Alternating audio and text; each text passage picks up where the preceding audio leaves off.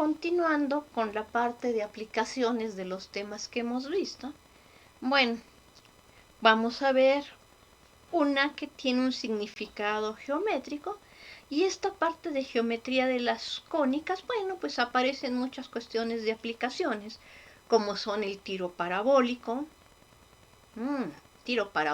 parábolas, ¿sí? La construcción de ciertos edificios, como la sala oval, que tiene forma elíptica, por las condiciones que tiene la forma en que se refleja el sonido, y en general los auditorios o las salas de concierto que tienen esas propiedades.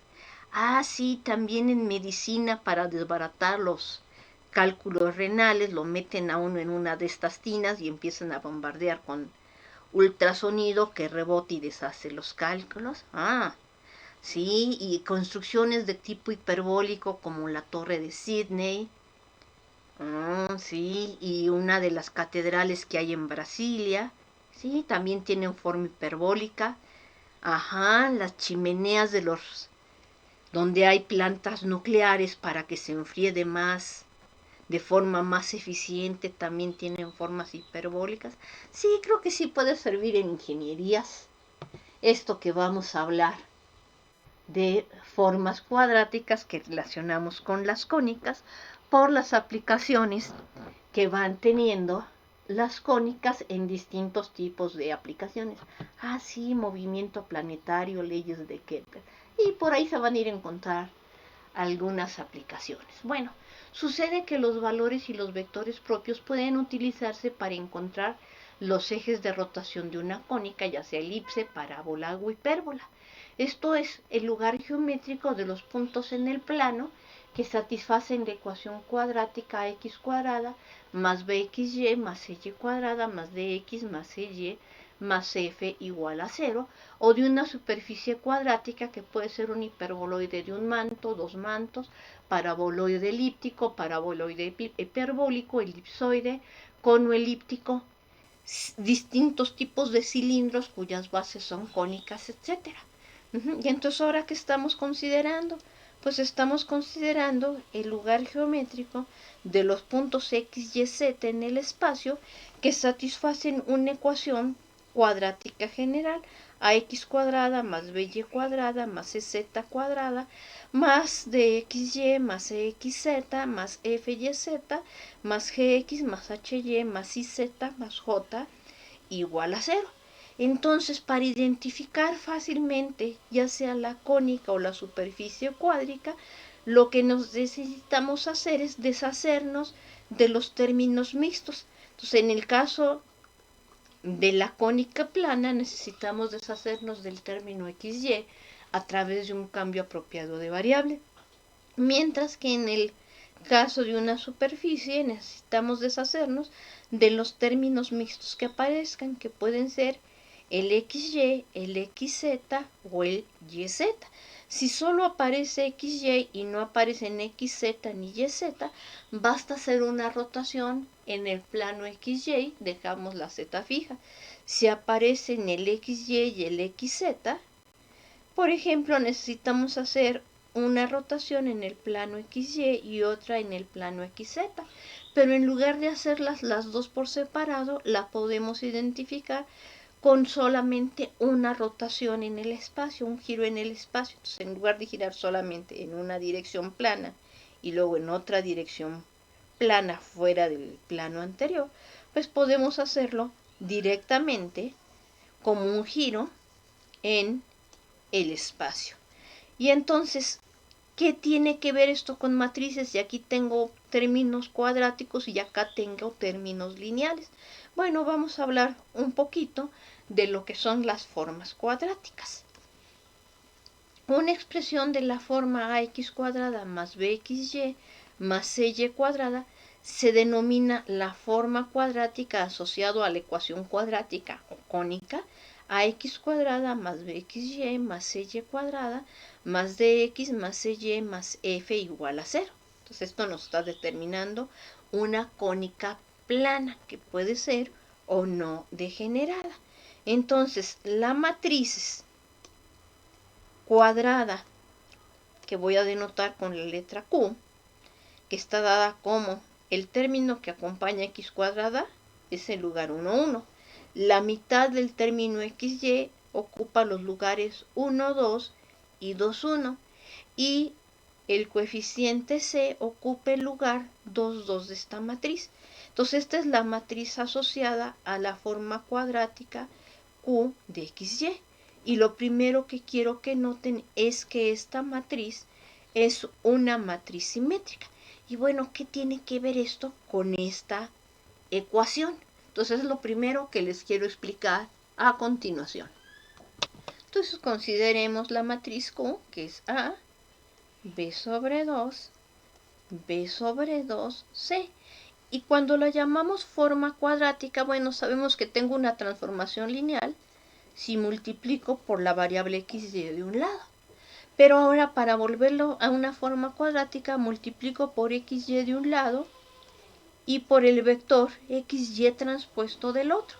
Entonces noten ustedes que esto nos da xy que multiplica a x más b por y sobre 2, b por x sobre 2, c por y, que cuando lo multiplicamos por el xy es renglón por columna, nos queda a x cuadrado, a por x cuadrada más b,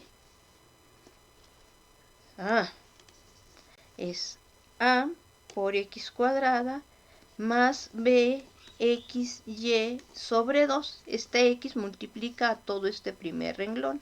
Aquí no se copió esta suma. Y luego es esto más la y que multiplica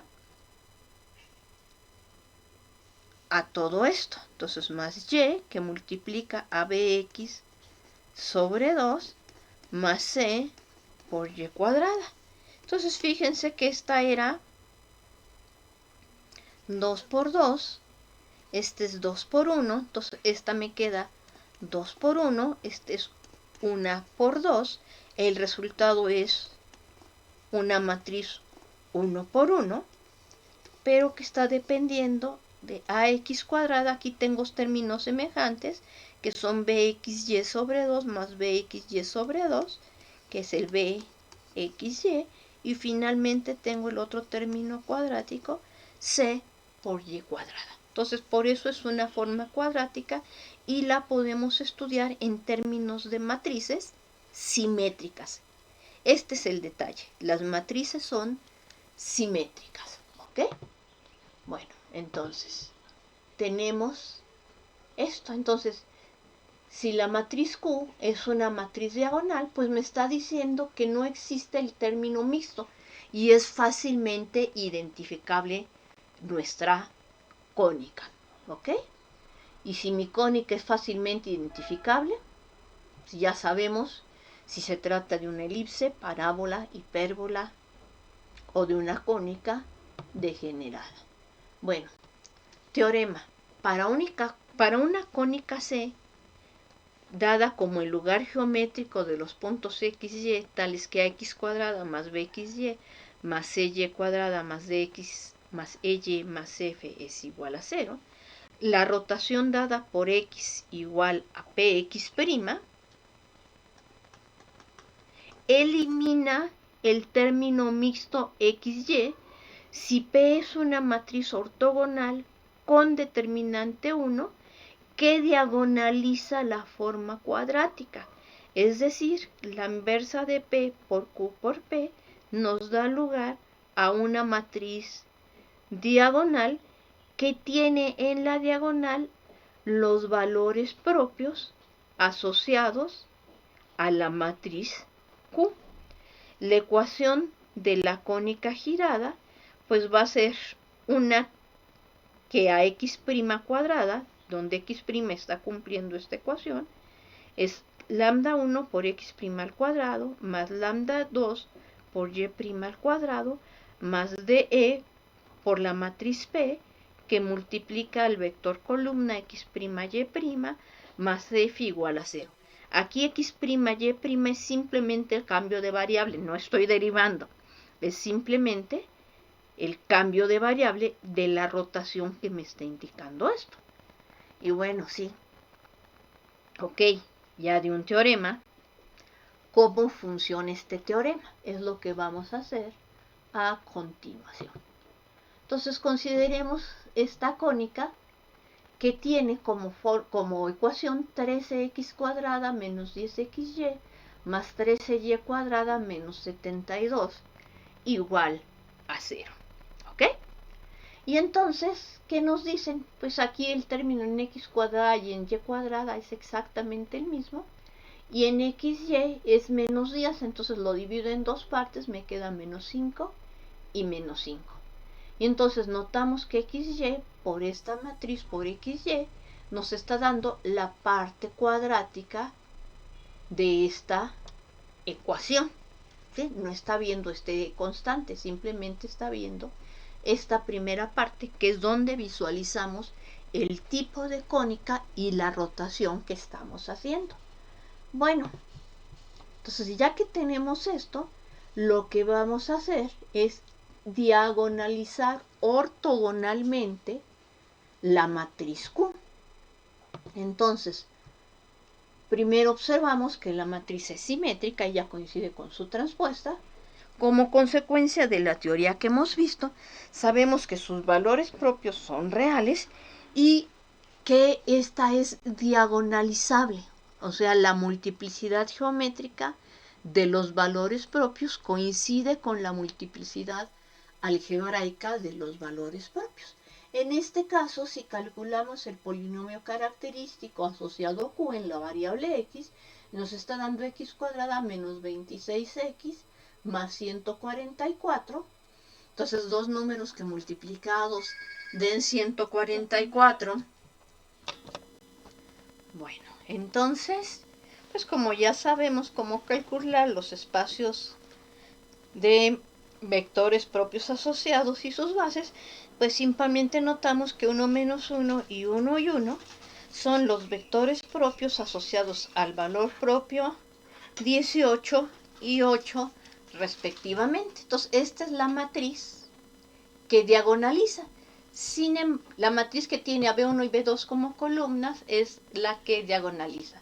Entonces notamos que B1 y B2, como son vectores propios asociados a valores propios distintos, son ortogonales, como nos dice la teoría. Simplemente hacemos el producto punto de B1 con B2, que ya, bueno, ya dijimos que vamos a usar esta notación para denotar el producto punto, que desde el punto de vista matricial es tomar el transpuesto de B1 y multiplicarlo con B2, nos da 0.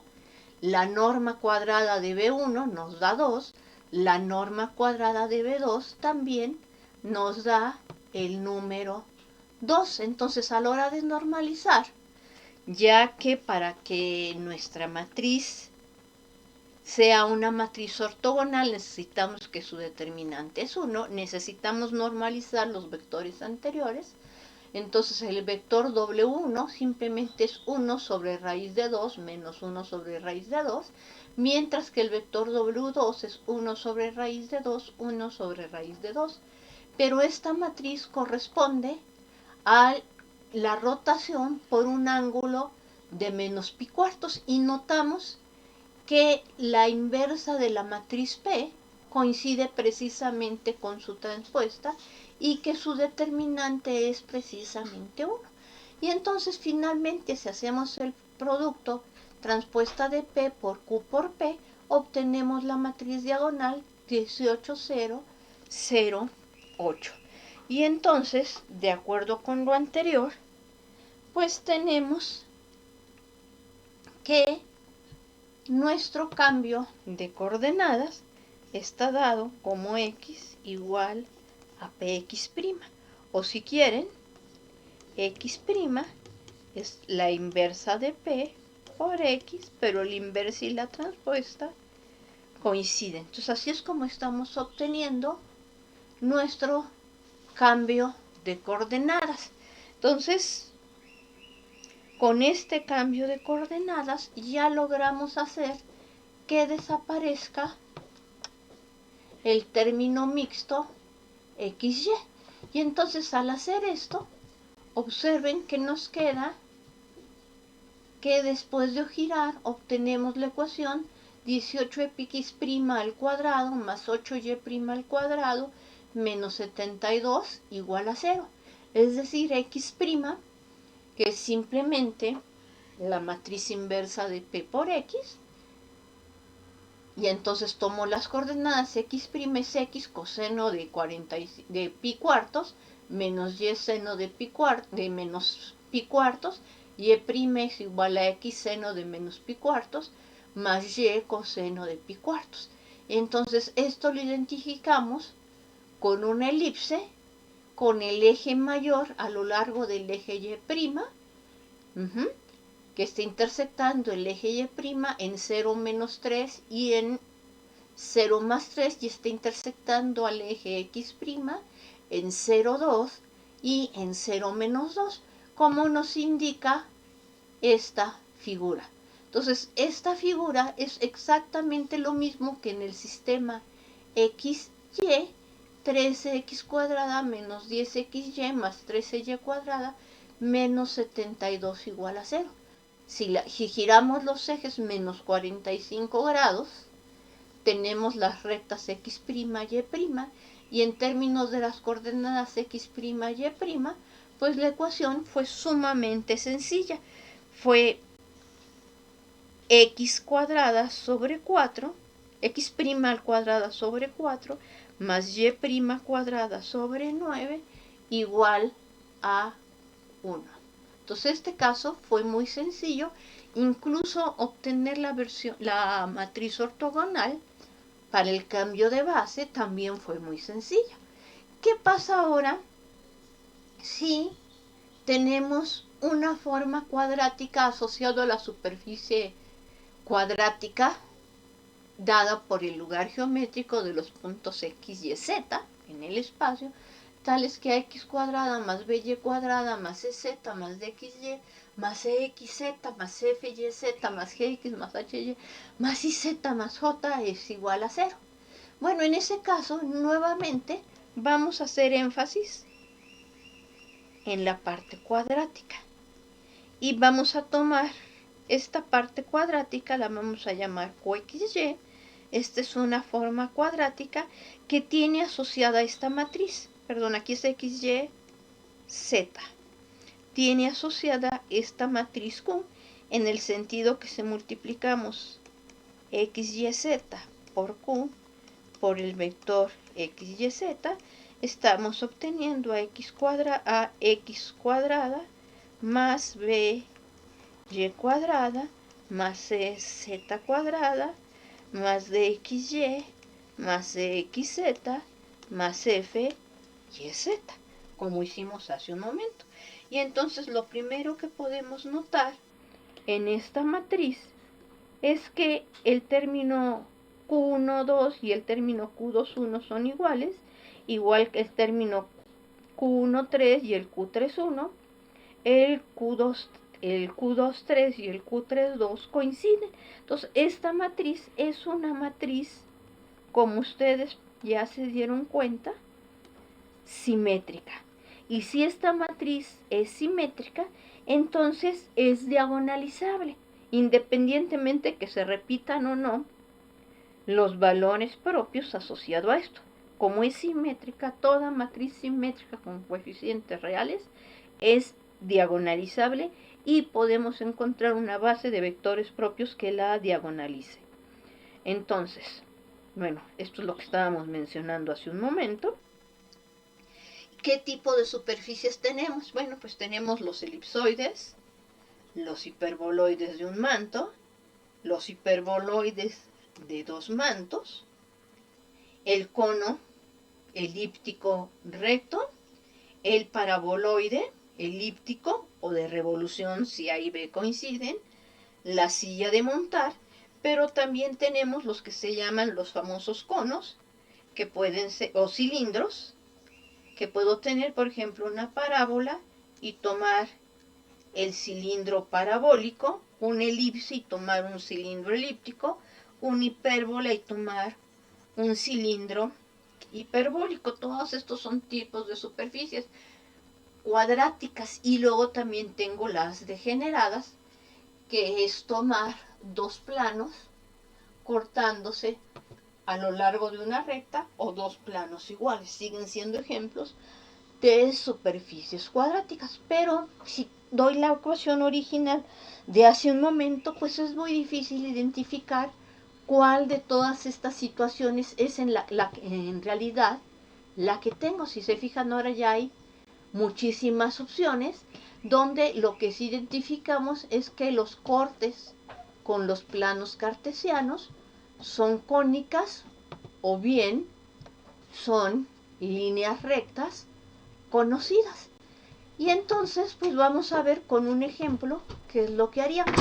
Entonces supongan que tenemos la superficie cuadrática 2x cuadrada más 2xy más 2z cuadrada más 2xy más 2xz más 2yz menos 4 igual a 0. Entonces elimino la parte que no es cuadrática para obtener la forma cuadrática asociada y su matriz con coeficientes reales simétrica asociada. Entonces fíjense que este ejemplo es muy simpático. Claramente la matriz es simétrica, su polinomio característico, que es el determinante de Q menos X veces la identidad, al calcularlo nos da que es 1 menos X elevado al cuadrado por 4 menos X. La multiplicidad algebraica del valor propio 1 es 2 y del valor propio 4 es 1. Pero la teoría nos garantiza que es diagonalizable, es decir, que sí vamos a tener dos vectores propios asociados al valor propio 1. ¿Cómo le hacemos para calcularlos? Pues tenemos que obtener el espacio de vectores propios asociados al valor propio 1. Entonces tenemos que resolver Q menos la identidad igual a 0. Entonces nos queda la matriz 1, 1, 1, 1, 1, 1, 1, 1, 1. Y si nos queda esta matriz 1, 1, 1, pues claramente podemos eliminar el renglón 2 y el renglón 3 y nos dice que las soluciones del sistema van a ser x1 más x2 más x3 igual a 0, donde x2 y x3 son parámetros, x1 es la variable dependiente. Entonces, por lo tanto, una solución es tomar x1 igual a menos x3, la otra es tomar x2 igual a menos x3. Y con esto ya conseguimos dos vectores, b1 y b2. Noten que son linealmente independientes y que por lo tanto constituyen una base del espacio de vectores propios asociado al valor propio 1. En particular, la multiplicidad geométrica del valor propio 1 es 2, coincide con la multiplicidad algebraica. Y el valor propio 4 tiene asociado al espacio propio E4 y está generado por el vector 1, 1, 1. ¿Sí? Entonces, nuevamente, calculamos el determinante de la matriz Q menos 4 veces la identidad y entonces nos queda menos 2, 1, 1, 0 menos 2, 1, 1, 1 menos 2. Se nos cancelan dos de estos renglones al efectuar operaciones elementales y vemos que este vector 1, 1, 1 genera el conjunto solución. ¿Qué significa esto? Bueno, pues como hay tres vectores propios asociados, pues significa que nuestra forma cuadrática es diagonalizable. Sin embargo, la matriz que tiene como columnas a estos tres vectores no es una matriz de rotación. Lo que quiero es obtener una matriz de rotación en el espacio. Entonces lo que tenemos que hacer es proceder a efectuar el proceso de Gram-Schmidt para que los vectores que tengamos, por un lado, sean ortogonales. Bueno, aquí noto que B1 y B2 no son perpendiculares porque su producto punto es 1, aunque B1 y B3 sí son perpendiculares, B2 y B3 sí son perpendiculares, B1 y B2 no lo son, entonces tenemos que trabajar un poquito. Entonces tomemos los vectores B1, B2 y B3. Entonces, al efectuar los productos puntos de estos vectores, que ya dije que voy a usar esta notación, este paréntesis triangular B1 sería el cuadrado de la norma de B1. Aquí sería el producto punto de B1 con B2, producto punto de B1 con B3, norma cuadrada de B2, producto punto de B2 con B3, norma cuadrada de B3. Obtenemos estos valores. Esta es la observación que B1 y B3 son perpendiculares, al igual que B2 y B3 son perpendiculares. Entonces, aplicamos el proceso de ortogonalización de Gram-Schmidt y me dice el primer vector en el proceso es tu vector original B1. Ahora B2 es 0, 1, menos 1. ¿Quién va a ser W2? Pues al vector B2 le quito lo que le estorba para que sea perpendicular con W1, que es el producto de W1 con B2 sobre el cuadrado de la norma de W1 veces el vector W1. Entonces nos queda, después de sustituir y hacer las cuentas, el vector menos 1/2, 1 menos 1/2. Y bueno, si hacemos sobre el producto punto de este vector con este vector, pues nos damos cuenta que nos queda menos 1/2 más 0 más 1/2, que es 0. Y este vector W2, el cuadrado de su norma es 3/2, significa que todavía le tengo que trabajar un poquito más. Pero ya conseguimos que W1 y W2 sean perpendiculares, lo cual no tenía originalmente. Por otra parte, el vector B3 es 1, 1, 1. Y si calculamos el producto punto de W2, que es este de aquí, con B3, nos damos cuenta que sí son vectores perpendiculares. Entonces, cuando calculamos el vector W3 como el vector B3 menos lo que le estorba para ser perpendicular con W1 y con W2, bueno, como B3 ya era ortogonal con W1 y con W2, pues no le estorbaba nada para ser perpendicular. W3 coincide con el vector B3. Y con eso ya tenemos nuestros tres básicos. El 1, 0, menos 1, menos 1/2, 1 menos 1/2 y 1, 1, 1. Casi estamos a punto de tener el proceso. ¿Por qué? Porque estos vectores aún no son unitarios.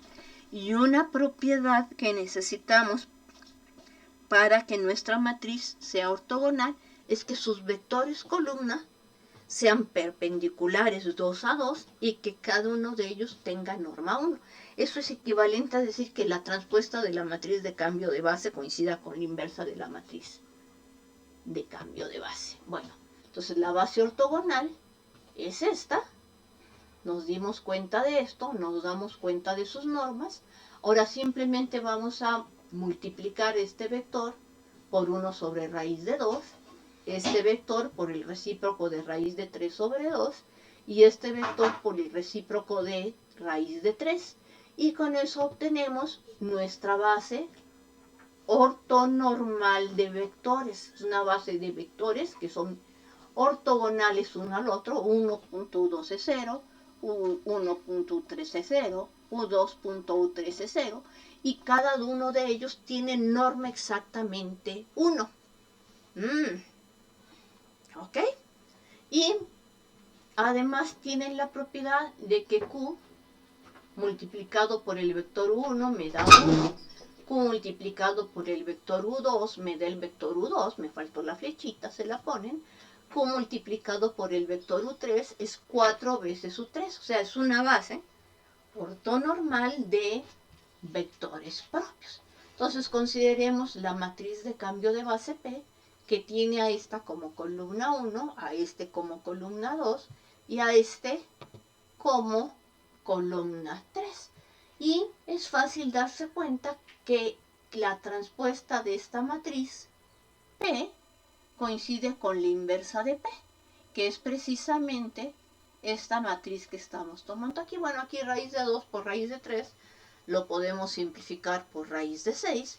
Y si multiplicamos P transpuesta por la matriz Q, por la matriz P, nos queda precisamente la matriz diagonalizada. ¿Y eso qué significa? Que nuestra superficie cuadrática, después de efectuar el cambio de bases x igual a px', aquí está la prima del otro lado, ¿ok? Como indicaba el teorema, nos da lugar en el sistema de coordenadas x', y, z', que son los vectores unitarios perpendiculares en las direcciones de u1, u2 y u3, x' al cuadrado sobre 4 más y' al cuadrado sobre 4 más z' al cuadrado sobre 1 igual a 1. Entonces este es un elipsoide. Como este coeficiente y este coinciden, este es un elipsoide de revolución.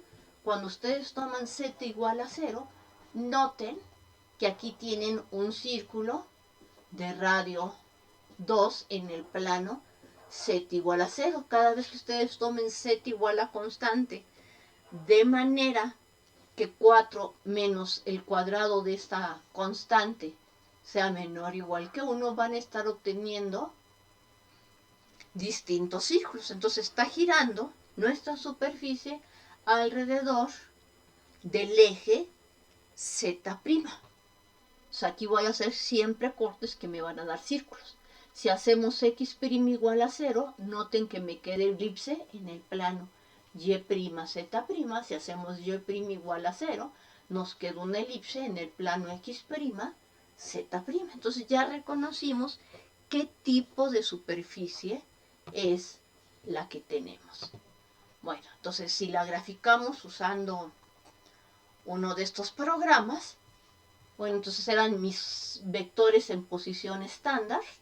Este es el eje y', para acá vendría el eje x y para allá arriba va el eje z. Sobre el eje x' viene en esta dirección, fíjense que aquí se está viendo este elipsoide, aquí veo la elipse con esta toma. Y esta curva que veo aquí y esta curva que veo acá son los cortes con los ejes cartesianos, son los círculos que habíamos mencionado. Entonces, con respecto a eso, pues se giró nuestra figura, de manera que aquí es el eje principal y en esta dirección, y en otra dirección z', que viene hacia acá, es donde coinciden los otros ejes cuando giramos apropiadamente el eje x, que venía en esta dirección, hacia acá arriba. Bueno, entonces con esto terminamos nuestras posibles aplicaciones. Y les digo, cónicas en ingeniería y en física tiene muchísimas aplicaciones, al igual que en superficies, que las superficies cuadráticas se usan mucho en construcción, se usan mucho en modelación. Después de las aproximaciones lineales, las aproximaciones cuadráticas es lo que sigue cuando hacemos modelación. Bueno, cuando la gente que se dedica a eso hace modelación en matemáticas. Es todo por ahora. Hasta luego.